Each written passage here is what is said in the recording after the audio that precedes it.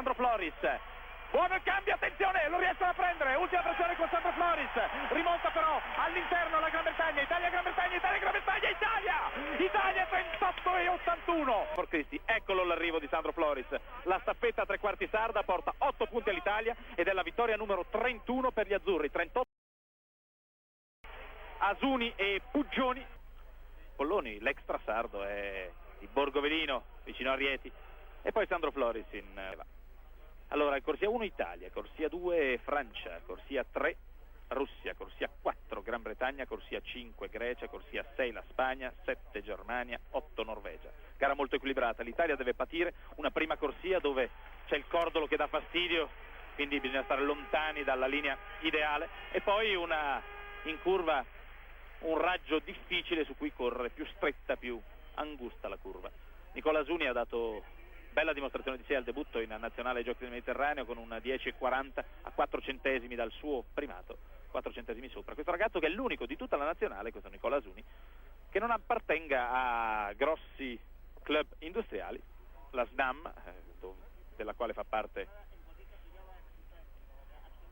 Gennaro di Napoli, e le varie squadre militari, Fiamme Gialle, Fiamme Oro, Forestale, Carabinieri, Fiamme Azzurre. Asuni è dell'Atletico Oristano, è in corsia 1 contro Cheval, Francia, Moskvin, Russia, Gran Bretagna con Jason Gardner, Panayotopoulos, Grecia, corsia 5, Feo, Blume. Sono tutti e due i Blume, in prima corsia Mark, in prima frazione Mark, in ultima il gemello Holger. Attenzione, Italia, Francia, Russia, perché la scuola russa delle staffette, e poi anche Gran Bretagna e Grecia. Parte la prima frazione di Nicola Asuni, guadagna qualcosa su Christophe Cheval, lungo molto il cambio, sì, poi riescono a trovarsi Asuni e Puggioni. Puggioni rimonta, davanti a sé a Thierry Lubin, più schiacciato questo cambio con Cipolloni. Italia che rimonta in prima corsia davanti alla Francia, bene però, ben piazzata, attenzione a quest'ultimo cambio, parte Sandro Floris. Buono il cambio, attenzione, lo riescono a prendere, ultima pressione con Sandro Floris, rimonta però all'interno la Gran Bretagna, Italia-Gran Bretagna, Italia-Gran Bretagna, Italia 38-81, 8 punti con la vittoria dell'Italia sulla Norvegia, con un rimontante Geir Moen, e c'è la gioia in prima corsia di Angelo Cipolloni, la gioia e tanta rabbia, ne avevamo già parlato della rabbia dopo i Giochi del Mediterraneo con la vittoria con un tempo ancora più eccellente, 38-61, qui vediamo in prima frazione Asuni che lancia, no, è l'ultima, Cipolloni che lancia Floris,